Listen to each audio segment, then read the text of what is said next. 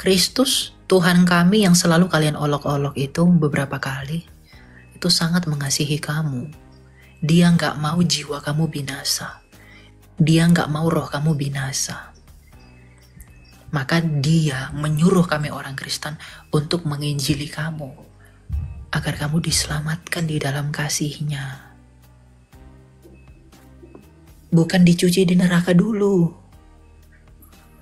Di neraka dicuci, kamu udah gosong dulu di neraka baru masuk surga.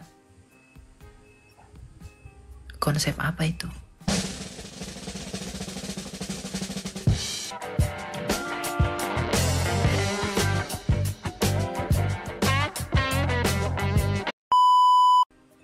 Kamu kan gak melihat itu. Sedangkan para rasul Yesus Kristus melihat sendiri Yesus Kristus.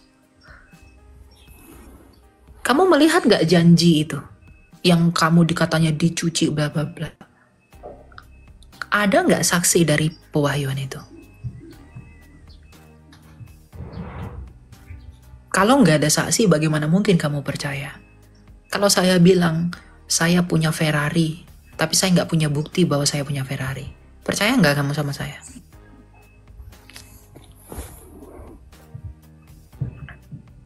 Jadi kalau kamu mau memperoleh hidup, kalau kamu mau sungguh-sungguh memperoleh hidup, rohmu itu tidak membutuhkan pasir. Rohmu itu membutuhkan batu karang. Kalau kamu harus dicuci, lalu dibuat ke surga, tidak ada kepastian di dalam rohmu. Kalau tidak ada kepastian, ngapain kamu percaya? Kenapa kamu tidak memilih yang pasti, yang telah mati namun hidup kembali? Yesus Kristus. Dia sudah pasti loh. Dia disaksikan kebangkitannya, rasul-rasul melihat dia. Kuburnya kosong. Kalau dia sendiri bisa menghidupkan dirinya dari kematian, dia pun bisa menghidupkan kamu ketika kamu sudah mati. Di hari kebangkitan. Jadi saya harap kamu rendah hati, kamu belajar lebih banyak tentang Tuhan. Kamu cari Tuhan dengan hati yang tulus agar kamu menemukannya. Kristus, Tuhan kami yang selalu kalian olok-olok itu beberapa kali, itu sangat mengasihi kamu. Dia nggak mau jiwa kamu binasa. Dia nggak mau roh kamu binasa. Maka dia menyuruh kami orang Kristen untuk menginjili kamu, agar kamu diselamatkan di dalam kasih-Nya. Bukan dicuci di neraka dulu. Di neraka dicuci, kamu udah gosong dulu di neraka baru masuk surga. Konsep apa itu? Iya kan kalau di sana itu hidup kekal. Kalau udah di alam lain. Ya, kalau kamu sudah dicuci di neraka, bukankah kamu sudah gosong? Yang dicuci itu rohmu, tubuhmu, jiwamu apa? Atau pribadimu? Apa yang dicuci? Bisa nggak api mencuci dosa? Gimana api bisa mencuci dosa?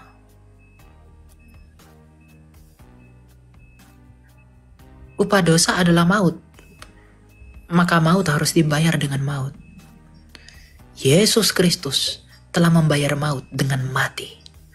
Dia telah membayar kematian dengan mati. Tapi dia telah mengalahkan kematian dengan bangkit. Kalau kamu hanya dicuci dengan api, apa yang bisa kamu harapkan dari api? Percayalah kepada yang pasti, agar kamu diselamatkan. Ya, itu panggilan kami buat kamu. Kalau kamu menolak percaya, ya nggak apa-apa. Kami tidak pernah paksa orang jadi Kristen, brother. Tapi kami mengajak orang agar mereka lebih mendalami. Untuk apakah dia hidup? Tanyakan pada hatimu, kemana si rohku akan pergi? Tanyakan kepada nurani. Apakah saya pasti selamat? Kalau saya pasti selamat, apa sih jaminannya? Kami jaminannya sudah jelas. Karena dia telah hidup kembali. Kalau dia sendiri telah hidup kembali, disaksikan oleh banyak orang, apa alasannya kami tidak mempercayai dia? Kamu percaya bahwa kamu akan hidup kekal. Kamu percaya kamu akan selamat. Apa bukti keselamatanmu itu? Gak ada kan? Apakah kamu percaya kepada sesuatu yang tidak punya bukti? Ya, jadi saya harap kamu berdoa, kamu tekun mencari Tuhan. Agar gini, karena kalau kamu tulus mencari Tuhan, Tuhan itu Tuhan yang benar itu sendiri yang akan menyatakan dirinya sama kamu. Kamu akan dipanggil. Begitu. Ini terakhir Kak, terakhir. Boleh Kak terakhir? Silakan. Apa itu? Coba bacain dulu satu ayat yang bisa mengajak saya untuk masuk Kristen. Oke. Sabar ya. Apa yang membuat kamu harus percaya kepada Yesus begitu kira-kira? Yes. Oke, ntar saya buka ayatnya ya. Masalah kamu menerima atau enggak kan itu hak kamu, brother. Saya hanya mewartakan saja. Tuhan kami tidak pernah membuat kami nih. Yohanes 14 ayat 6. Ya. Kata Yesus kepadanya, Akulah jalan dan kebenaran dan hidup. Tidak seorang pun yang dapat datang kepada Bapa kalau tidak melalui aku. Yesus kan firman-Nya Allah. Tuhan Yesus berkata apa? Tak seorang pun yang dapat datang kepada Allah Sang Bapa kalau tidak melalui aku. Karena akulah yang menyatakan siapa Allah yang tidak kelihatan itu. Akulah yang menyatakan siapa dia. Aku datang dan keluar dari dia. Makanya dalam Yohanes 8 ayat 22 Tuhan Yesus berkata, Aku dari atas, kamu dari bawah. Aku bukan dari dunia ini. Kamu dari dunia ini, kata Yesus. Artinya, dia sendiri bukan dari dunia ini. Dia sendiri bukan dari bawah. Mengapa kamu tidak percaya kepada dia yang telah datang dari atas? Dan dia sendiri berkata, Akulah jalan. Dia bukan hanya jalan.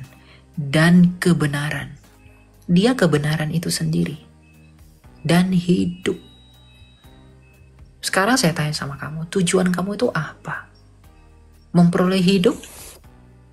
Kalau kamu mau memperoleh hidup, datanglah kepada dia yang mengatakan dia adalah hidup. Dan dia tidak hanya menyatakan dia hidup, tapi dia membuktikan bahwa dia hidup kembali. Oh, Yesus tapi tujuan saya sebenarnya untuk masuk surga. Oke. Bisa nggak kamu masuk surga dengan percaya kepada dia yang belum pernah dari surga? Tuhan Yesus berkata apa? Aku telah turun dari surga. Yang tahu jalan ke surga hanya dia yang pernah pergi ke sana. Kamu percaya kepada siapa? Apakah yang kamu percayai sudah pernah pergi ke surga? Bahkan dia sendiri pun tidak yakin dia di surga. Tapi Yesus Kristus, dia tahu jalan ke sana. Dia tahu bagaimana pergi ke sana. Aku telah turun dari surga. Yang tahu jalan ke sana hanya dia.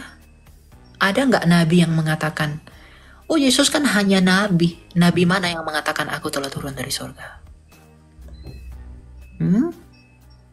Musa. Ya. Emang ada suatu bukti Kak, nabi itu Yesus turun ke surga gitu? Ada suatu jelas buktinya.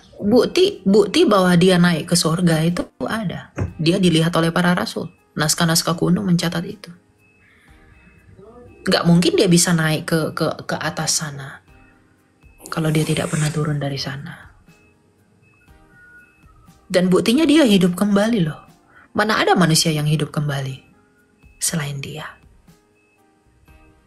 Jadi yang tahu jalan ke surga itu ya hanya dia. Karena dia telah turun dari sana. Dan dia kembali disaksikan oleh para rasul. sampai langit itu tertutup. Kan langit terbuka pada peristiwa kenaikan Tuhan Yesus ke sorga dalam Matius 28.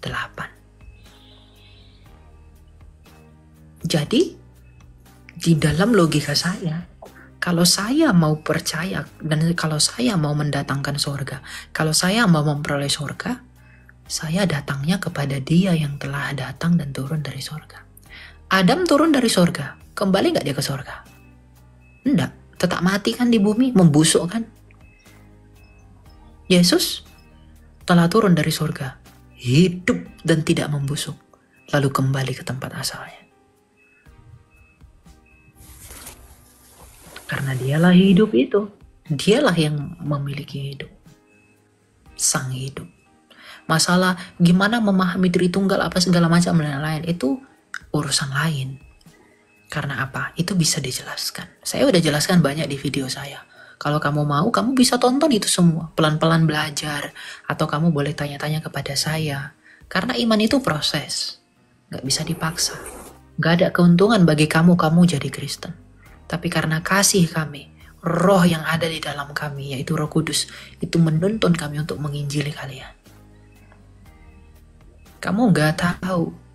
Kalau kamu semakin belajar sejarah, kamu akan tahu ajaran yang benar itu dari mana. Ajaran yang kamu iman itu datangnya sebenarnya dari mana. Kalau kamu semakin belajar, semakin dalam, kamu akan tahu sumber pengajaran itu dari mana. Jadi kamu harus belajar, mencari, tapi dengan jelas motivasi kamu harus tulus mencari Tuhan. Mencari Dia terus-menerus.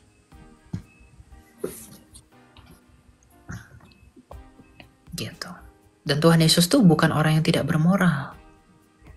Dia gak pernah bunuh orang. Dia gak pernah jahatin orang. Dia gak pernah menghina orang. Dia mengasihi semua orang. Musuh-musuhnya pun Dia kasihi. Karena Dia benar. Dia tidak mengawini banyak wanita. Dia tidak membunuh orang lain. Artinya Dia memang teladan. Saya percaya sama Dia karena Dia bisa diteladani. Terlepas dari keajaibannya Dia. Ngapain saya percaya kepada Dia yang tidak mengerti apapun? Lalu demi karangan dan filsafat kosong. Apa yang bisa kamu harapkan? Ya, saya tidak sedang memaksa kamu atau apapun. Saya hanya menjawab apa yang kamu pertanyakan. Tapi harapan saya, semoga kamu rendah hati senantiasa, kamu mencari Tuhan terus, kamu mencari Dia dengan hati yang tulus, kamu dalam doamu coba kamu tanya, oh Tuhan yang benar, cobalah nyatakan dirimu samaku. Kamu coba doa gitu. Pasti kamu akan ketemu Yesus. Saya yakin itu. Tapi dengan hati yang tulus ya, bukan dengan hati yang congkak, bukan dengan kesombongan, bukan dengan hal-hal yang lain. Dengan hati yang tulus, kamu cari Dia terus. Terus dicari. Ya. Dan ingat, kalau kamu percaya Yesus, kamu akan dianiaya. Kamu akan dibenci. Kamu akan dimusuhi oleh banyak orang. Kenapa? Karena itulah kebenaran. Hanya pohon yang berbuah lebat yang dilempari batu, bukan? Orang gak pernah melempar pohon mangga yang tidak ada buah mangga. Karena kekristenan itu benar. Kekristenan itu begitu lebat di dalam buahnya. Maka orang-orang berusaha memfitnah kekristenan. Kamu menyembah 3 Tuhan, kalian itu kafir, kalian itu begini. Padahal iman kami tidak pernah seperti itu. Nanti makin lama kamu belajar, kamu akan tahu bagaimana kebenaran. Ya, saya harap kamu tetap semangat di dalam Tuhan. Dan kalaupun segala sesuatu itu keputusan ada di tangan kamu, saya tidak mengatakan kamu terburu-buru ya. Tapi kamu perlu berproses mencari Tuhan. Yang penting kamu punya hati yang tulus, Kamu minta, wahai Tuhan yang benar, nyatakanlah dirimu kepadaku. Selalu katakan begitu. Nanti Tuhan itu sendiri yang akan menyatakan dirinya sama kamu. Jangan takut. Oke, gitu ya Will ya. Oke, Kamu terima tetap kasih. ya semangat ya.